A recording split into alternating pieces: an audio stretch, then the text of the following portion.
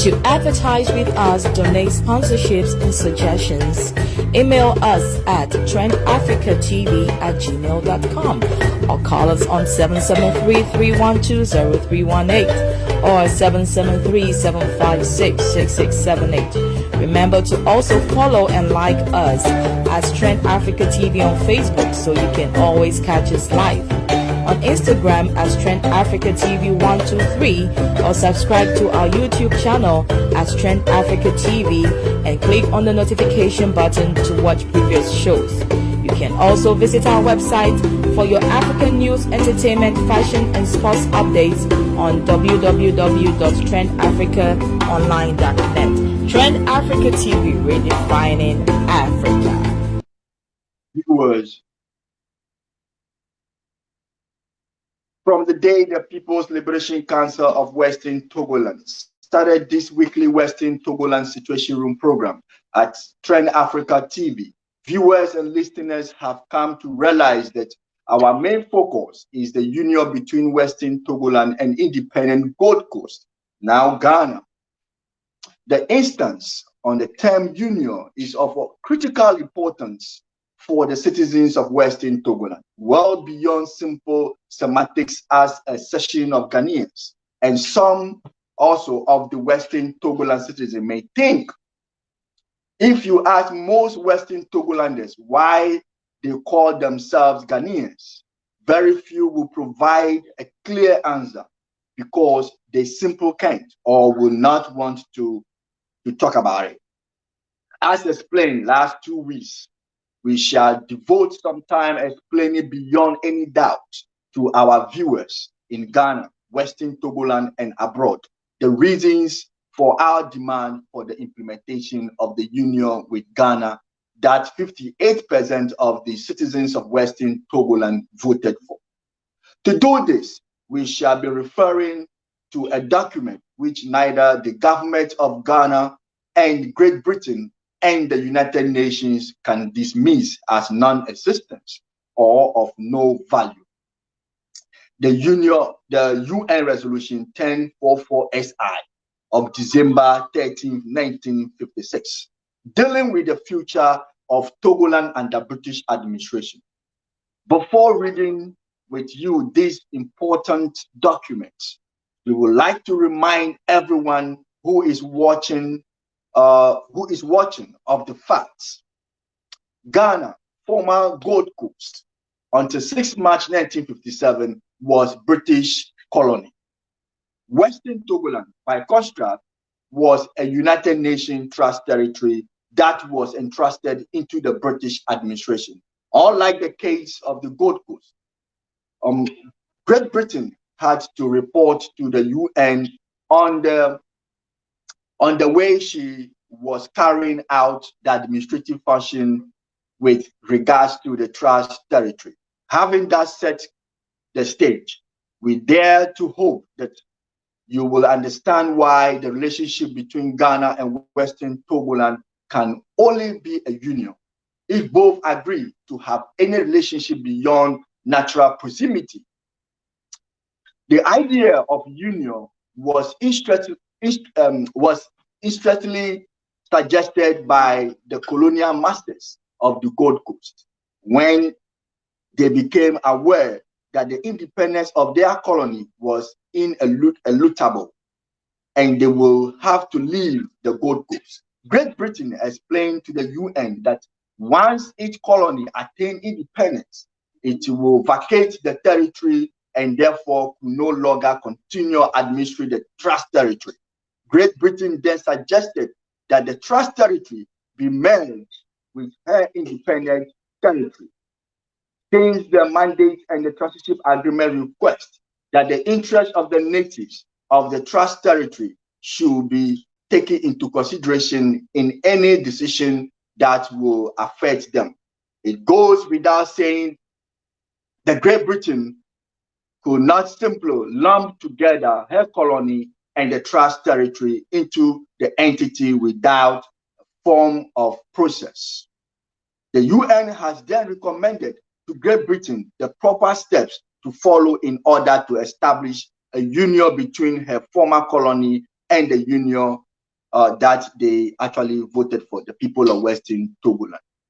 As we continue to read the UN Resolution 1044 SI of December 30, 1956, we shall assess the degree to which the UN recommendation have been implemented. We shall start today with the first paragraph of the Resolution 1044 SI. My viewers, this is where I take a short commercial break. When I come back, we'll begin to read the first paragraph of Resolution 1044 SI, and then we'll look into it, as I promised last 2 weeks ago. Thank you so much. Don't go away. Stay where you are whilst we take a short commercial break. We'll be right back. What it do, my people? It's your boy Kingsley Ego B, aka King the Preacher, aka the Peacemaker, aka the Joy of the People. Is my peace of mind. You are now watching Trend Africa. Don't touch that dial. If you won't touch her. Come on out there. Keep watching Trend Africa. We are here. Africa has come to stay. Don't touch that dial. One love. Keep watching.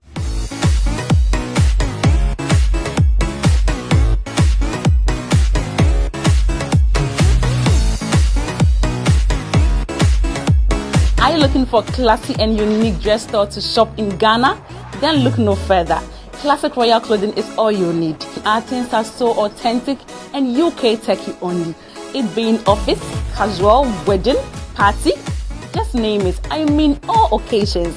You can reach us on 0245 415067. And our social media handles are Instagram is classic_royal_gh, and on Facebook is Classic Royal Clothing. We are located on the Atomic Junction Hatchery Stretch, opposite Ghana Commercial Bank. Classic Royal, wear classy and look authentic.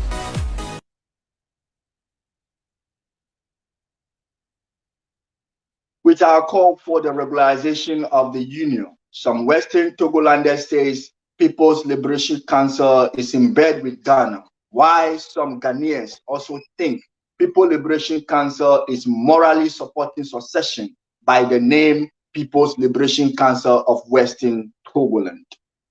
They are all wrong. The implementation of UN Resolution 1044 SI of 13 December 1956 is a consolidation of main objective of the UN Trusteeship Agreement on Togoland under British administration, culminating in the implementation of the majority decision as ascertained from the plebiscite of 9th May 1956. The final result is that the two countries will be fused into a harmonious union in which their collective heat will promote each other's developments. Ladies and gentlemen, today we are going to look into the Resolution 1044 SI of December 1956 to see if requested by the United Nations has been truly implemented, because we learned the last 2 weeks we learned about the Resolution 1044 SI, and we talk about it, and I'm hoping that by now many of you have your Resolution 1044 SI in front of you. Please, if you don't have it, you can just get it now. If you do not have it, you think it take you some time, then next time you can have it as we go paragraph by paragraph. I promise that today I'm not going to be long. I'm not going to talk much. I will look into the first paragraph, the very opening paragraph of the Resolution 1044 SI that we read last 2 weeks. I wasn't able to have a show on last week. Otherwise, this should have been done last week, and today would have been in the second paragraph. But because last week I didn't had a show on last week because of technical hitches, so we apologize for those inconvenience created last week. Before that, let me go to my viewers and see who's watching to say hello. I can see Mr. Gerardo is watching. Thank you so much, Mr. Gerardo. I can see Jerry Kingsman. Thank you so much. I can see my great pastor, Mr. Pastor John Safui, all the way from other country that I don't want to mention your country's name. You are welcome watching my show. I know I have not seen Tagbi Gamaja, but I know Tagbi Gamaja is someone who always watch my show. Christiana Bonyo, I know you are watching. Kakali, I know you are watching. I don't see you, but Tabi Blanco, today I'm hoping to get some comments from you. I'm going to be very fast and leave here. And if you have any comment, anything to say, I am hoping that you do it. You send your comment as early as possible so that I can read it before leaving the show. Ladies and gentlemen, let's go to the very first paragraph of the resolution 1044 SI of December 1956. I read. It says that recalling that by resolution 944X of 15 December 1955, it recommended in pursuance of Article 76B 76B of the Charter of the United Nations that a plebiscite be organized and conducted in the trust territory of Togoland under British administration by the administrative authority in consultation with and under the supervision of the United Nations Plebiscite Commissioner in order to ascertain the wishes of its inhabitants in regards to the union of their territory with an independent Gold Coast or otherwise. This is clear. This is what the resolution, the very opening paragraph of resolution 1044 SI of 13 December 1956. Ladies and gentlemen, if you give me the opportunity, let me tell you what I think of the very first paragraph of that resolution. I know you can also form your opinion about the first paragraph. You are allowed to comment on the first paragraph because I know you have it. You also have the resolution 1044 SI right in front of you. So you can also send us what you think, your thoughts about the very first paragraph of the resolution 1044 SI. Now, this is what I have for you. It is clear in the opening paragraph of the resolution 1044 SI of 13 December 1956 that the United Nations has agreed and have asked that the people of Western Togoland to determine or voice out their interest in a union with independent Gold Coast through a plebiscite. Yes, this is what I'm having for you, that it is clear in the very first paragraph. Like I said, the UN, that is the United Nations, in the resolution 1044 SI, it is very clear that they are asking the people of the Western Togoland or the British Togoland. You can also call it Togoland under British administration. It's the same thing. Sometimes people don't feel comfortable when we say Western Togoland, and then they want us to say Togoland under British administration, or they want us to say British Togoland. But it is simple and easy to say Western Togoland. Very short. I like that that prolonged name. So yeah. So the UN has given the order for the people of Western Togoland to determine or voice out their interest. This is very important. This is a future decision making. So when the United Kingdom asks that the two countries, Western Togoland and Gold Coast, be joined in a form of a union, the UN in resolution 1044 says that we are not going to sit here and say they do union for the people and then you go ahead and do union. But then the people themselves must decide, they must voice out whether they have an interest in the union or not. So give the opportunity, give the chance to the people of Western Togoland to voice out their interest, to voice out where their heart belongs. Whether their heart is in the union with the independent Gold Coast or not, let them decide. So that is part of the my conclusion, what I got from the very first paragraph of resolution 1044 SI. Continue. I also said what I also put down. I jot something down. I also said it is clear also that Britain has been given the mandate to carry out the plebiscite in the trust territory of Western Togoland. Yeah, if you see the resolution 1044, the very first paragraph, you can see it's clear over there that Britain has been given the mandate So the mandate, the idea, the decision to carry out the plebiscite in the Trust Territory was given to Britain by United Nations. It was not a British own decision to carry out the plebiscite or that election in the Western Togoland, in the Trust Territory. But somebody have to give that orders, and that orders is coming from above. And the above we are talking here, we are talking about the United Nations. I see, it's very important. United Nations is very important in this case.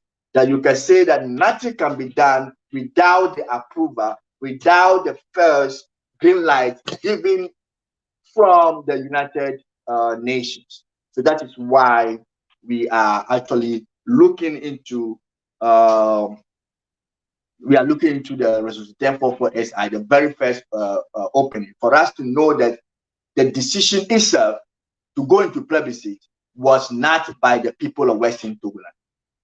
It was by United Nations. They say that Britain, we have given you the authority, we have given you the power, you should go ahead and conduct a plebiscite or conduct election in Western Togoland to determine whether or not the people of Western Togoland want to join independent Gold Coast in the form of a union or otherwise. This is clear. It is clear here. So sometimes I'm taking my time to explain this paragraph by paragraph, and I said you are also allowed to bring your comment, your thought about the first paragraph. It's not about only me here. It's about everybody. I am telling you my thought. I'm giving you what I think, my understanding on the first paragraph. I'm telling you, you also have the right to tell me what your thoughts are, how you understand it. But the point is clear here that it is the Britain that have the power, no any other person. Britain that had the power from the United Nations to carry out the plebiscite in the Trust Territory. And you must also know that the power, the authority was given to Britain by United Nations. Britain cannot do anything without approval, without acceptance by the United Nations, because Western Togoland, British Togoland, Togoland under British administration was a UN Trust Territory. You should get that in mind. I will continue. Okay. Moving on.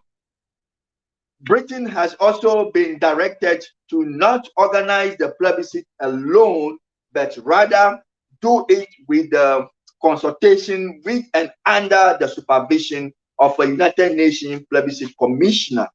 This is clear. It is very clear here.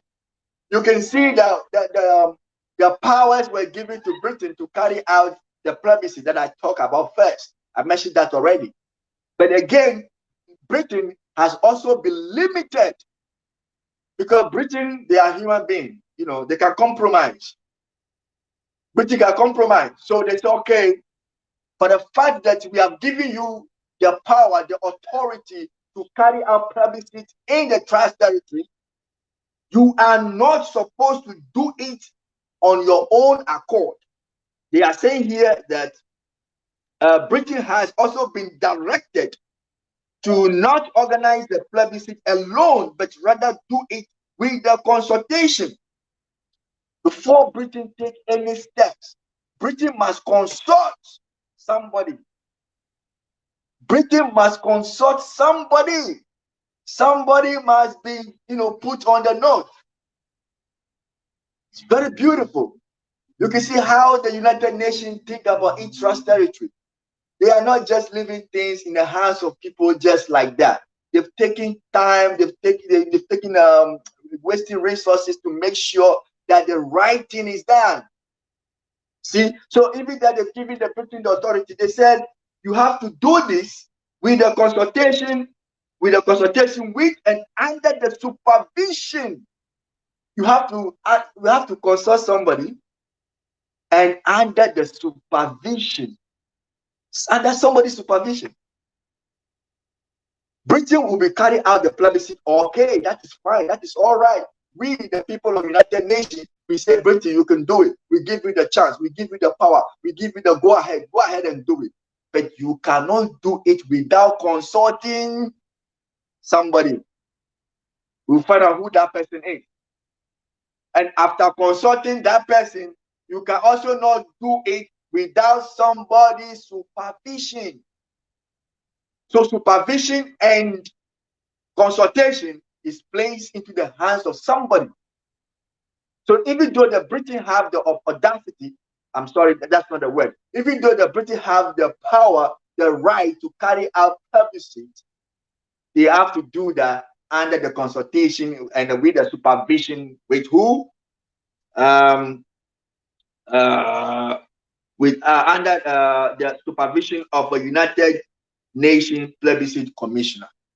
Yes, you have to do this under the supervision of the United Plebiscite Commissioner. So they appointed a commissioner. We'll get to that. I don't want to jump to be mentioning name because if you look at the first opening paragraph, there is no name of anybody. So when we get to where there are other paragraph that we'll be dealing with next week, the second paragraph. So when we are going on and where we need to mention names, I will mention names. So, but for now, what we need to know here is that consultation and supervision have to be done by United Nations Plebiscite Commissioner. So you can see how serious the United Nations has been with this Western TogoLand plebiscite and all that. They were not leaving things into the hands of the United Nations alone to go and do, but they are also involved. You must know that once you have the United Nations Plebiscite Commissioner, that body or that person represent the United Nations. So that means the United Nations clearly is involved in the plebiscite. Do I make myself clear? I don't know if I'm making. Let me see if my people also have something to say, because this is going to be a very short program. Because if I explain my position, what again do I have to talk about? I cannot say nothing else to end the program. I'm telling you, it's paragraph by paragraph. So if you have something to say, bring it. I am telling you my thought. Please bring your thought. Let me see. This is Mr. Safui. Good day, sir. Thank you so much, Mr. Safui. This is come from Mr. Benadelim. Thank you. Today is another day to give narrative, to give and narrate our own story. Thank you so much. Yeah, today we will give and narrate our own story. Sure. So we are giving the story. This is our story. The story of the United Nations. We are talking about Resolution 1044 SI of December 13th, 1956. It is our story. We would tell our story by our own, so that nobody would go out there and say something different. We are basing the argument on Resolution 1044 SI. This is a United Nations resolution. It's not a resolution by Ghana. It's not a resolution by Britain. It's not a resolution by TogoLand and the British administration. No, but it is a resolution by United Nations itself. So United Nations is telling us that she has given Britain the go-ahead to organize a plebiscite on her trust territory called Western TogoLand. Again, I spoke about United Nations have made it clear that they have agreed and approved that the plebiscite be held in Western TogoLand. They are also clearly, I've also said that United Nations is aware, and they said the interest of the people of Western TogoLand to be sought first. So the Britain have to give the chance to people of Western TogoLand to voice out, to determine their interest, where the interest belongs to, whether they want to be in union with independent Gold Coast or otherwise. The word I want to lay emphasis here is union. So when somebody else is talking outside using a different term, which is not in connection or in agreement with the word union, you have every right to put the person back to Resolution 1044 SI and say the Resolution 1044 did not talk about anything else but union. Union. Yes. Why resolution 1044 before? Because I'm waiting to see if my viewers will also bring their comment, because I will be ending my show very soon. When I finish reading out the first paragraph, I read out the first paragraph.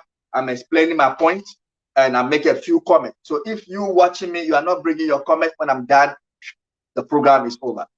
Yeah, I want to say something here, that the resolution 1044 was as a result of the outcome of the plebiscite. The resolution 1044 SI was as a result of the outcome of the plebiscite. So you can easily say that the plebiscite gave birth to resolution 1044 SI. Or you can also say that the plebiscite results gave birth to resolution 1044 SI. Because if that plebiscite, when they held the plebiscite in Western Togoland, if the people did not voted for union, then the narrative here would have been different. That is why resolution 1044 SI is very important, because the result of the plebiscite gave birth to resolution 1044 SI. The United Nations, after the plebiscite result was communicated to them, and they realized that 58% of Western Togolanders voted to join independent Gold Coast. Then they said, okay, in that way, we need to give a further steps, further instructions to Britain on how to go about the union, or how to carry out the union. That is why they came out with resolution 1044 SI. So if the people did not vote for the union, the United Nations would have come out with something different. I hope I am making some point. I'm not confusing you. Okay, let me go. Bring your comment. I'm still watching to see if I'll get your comment. Your comments are not coming. I'm ending my program very soon. I'm going on. Okay. I said Britain has also been directed to not organize the plebiscite alone, but rather do it with a consultation with and under the supervision of a United Nations Plebiscite Commissioner, which also means that the United Nations had already made available a non-plebiscite commissioner representing United Nations and involvement of United Nations in the Western Togoland plebiscite. Yes, I think I've just said this. Yes, I think I've just said that. And I said for United Nations saying that Britain should organize the plebiscite based on the consultation and under the supervision of a United Nations Plebiscite Commissioner, it means that United Nations have already been given or appointed someone or a known person to represent the United Nations. And I said here that, okay, that Plebiscite Commissioner represents the United Nations and involvement of United Nations in the Togoland plebiscite. I said that. So whoever the United Nations appointed as the United Nations Plebiscite Commissioner, that person is representing United Nations and involvement of United Nations in the Western Togoland plebiscite. So Western Togoland plebiscite, United Nations is not left out. They are part of it. They are part of it because they have somebody representing them. That commissioner, that the UN commissioner of plebiscite, is to speak the mind of the United Nations, is to carry the words of United Nations, is to do the work of United Nations there. That is what I'm just saying here. I don't know if you also have something different from what I've just said. I see somebody here. Oh, well, Christian Bonyo is now here. Thank you so much. Rebecca Amla, more grease to your elbows. Thank you so much, Madam Rebecca.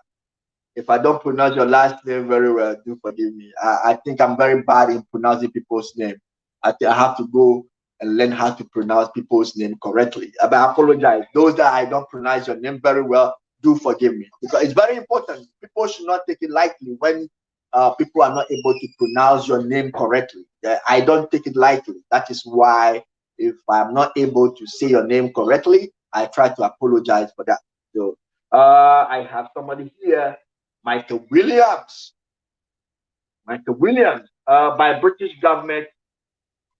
Well, I'm sorry. Why British government illegally integrating trash territory of Western Togoland to his former colony, Gold Coast? Gold Coast, now Ghana, and to take control of our mineral for their self-future use. You are asking why? Yeah, okay. Well, anybody who have the answer to that should answer him. Is asking why the British government illegally integrating trash territory into her colony, and they are using their mineral. Mr. Gerardo is here. Mr. Gerardo used to write a lot. I told you before, he's somebody who can give us more fact, more vim. So whenever he posts something, I'm happy. Thank you, Mr. Gerardo, for your post. I have not read it yet, but I know you always give us facts. Thank you so much. I hope today you have not written any words that I need to eat some for today before I could be able to pronounce. The last 2 weeks, you were giving me words that, oh my God, it was so hard for me to pronounce. I think this time you are making it very simple for me. Thank you so much. Mr. Gerardo says, because the subject is topical, it is instructive to recall operative paragraph 1 and 2 of UNGA Resolution 1044 SI, which states that the General Assembly, 1, express its approval of the union of the territory of Togoland under British administration with an independent Gold Coast, and accordingly invite the administrative authority to take such steps as are necessary to this end. 2, resolves with the agreement of the administrative authority that on the date on which the Gold Coast becomes independent and the union with it of the territory of Togoland under British administration takes place, the transitorship agreement approved by the General Assembly in Resolution 63I of 13th December 1946 shall cease to be enforced. The objectives of the transitorship having been attained. Well, Mr. Gerardo has gone beyond the first paragraph. He has summarized the whole thing for us, but that is fine. It's clear what he said. That is exactly what the British, the UN asked Britain to do, and when the union is formed, that means the objectives of the transitorship council has been attained. Therefore, the transitorship agreement from that day will cease to be no more in effect. So that is a problem. Well, I wasn't talking about those things because I think when you go down there, you will get those things coming up step by step. But we are thankful to Mr. Gerardo. He summarized everything for us. But that's okay. We'll go on. This is Voodoo Rapeti. Voodoo Rapeti. Tell them all. Thank you so much. This is Comfort Atiaonu. Thank you. You're also watching. Thank you so much. All right, I'll go to I'll continue my thought, what I put on paper. Now, my continuation, this is what I said. The United Nations Plebiscite Commissioner remained the one that should guide and direct Britain through the various stages of the plebiscite. Yes, when the Plebiscite Commissioner was appointed, and one of his main objectives there is not to actually dictate to the Britain now what to do, but it is his job to supervise, and his view have to be sought for everything that need to be done. So every step that the British have to take in this plebiscite, the view of the UN Plebiscite Commissioner have to sort first, and the approval of that person is needed for the step that the Britain would take in coming out with a plebiscite. And I also said that the opening paragraph made it clear that Western Togoland plebiscite mandate had been placed in the hands of Britain and UN plebiscite commissioner. Surely it is clear in the opening paragraph, you can see clearly, I said from the very beginning, that the mandate has been given to Britain to carry out the plebiscite. So I'm also saying here that the opening paragraph is telling us clearly that Western Togoland plebiscite is placed into the hands of two people. The one is the United Nations plebiscite commissioner who represent the United Nations, and the second is the Britain, who is the administrative authority. So these two people have the mandate to carry on the Western Togoland plebiscite. These directives are in line with Article 76B of the United Nations Charter. So if you look at it from the very opening, you talk about Article 76B of the United Nations Charter. So it means that the directives given in the first paragraph, the directive in the first paragraph, everything they are doing is in line with Article 76B of the UN Charter. If you don't know, the Charter is the law that is governing the United Nations. While you have a constitution governing some country, that everything you do must be in line with that constitution. The United Nations also have a charter, and everything that they do must go in line or in accordance, in correspondence to the UN Charter. Ladies and gentlemen, that is my view on the first paragraph of Resolution 1044 SI of December 13, 1956. You are also allowed to bring your comment on that. This is what I have for you. So let me say, I have Michael William. Ghanaians should be taught the meaning of union and integration. I think Ghanaians know, they know the meaning of union and integration. Ghanaians are well-educated people. We are all Ghanaians anyway. So you are talking to everybody. If you say that, you're also referring to me. I'm also a Ghanaian. So I know there's a difference between union and integration. That we need to face the fact. People need to speak the truth. That what exactly the issue is. That is why Western Togoland Situation Room is trying to do. We give you the truth for you to sit down and make your own judgment. That is why I am asking you to send your opinion on this matter. We are dealing with the very first paragraph of Resolution 1044 SI. I'm just giving you my thought on that. And next week, I will give you the second paragraph. We'll deal into the second paragraph. Try and get your Resolution 1044 SI, put it down, look into it. After reading everything, look into the second paragraph, jot down your point. Then next week, Saturday, when we come on the show, you can also say what you think is the United Nations is saying in the second paragraph. This is a very opening paragraph of Resolution 1044 SI, and I am sure that I did not confuse you, but I rather say something that will help you. I will end my show here. Today, I have another interview coming up on Ghana Agenda. If you are watching me, please 2 o'clock New York time. It will be 6 p.m. in Ghana time. Exactly 6 p.m. in Ghana time. Ghana Agenda will kick in, and I will be the guest on that program. We'll be talking about Volta region and Togo. So that will definitely link us to Western Togo, for sure. So that will be a very much revealing, and I will encourage each and everyone to make a time to watch Ghana Agenda today at 6 p.m. Ghana time, 2 p.m. New York time. So please, if you are watching me, the program is not over. It shall continue on Ghana's Agenda. But for Situation Room, this is where we end today's program. We'll continue next week. Thank you for watching, and God bless you.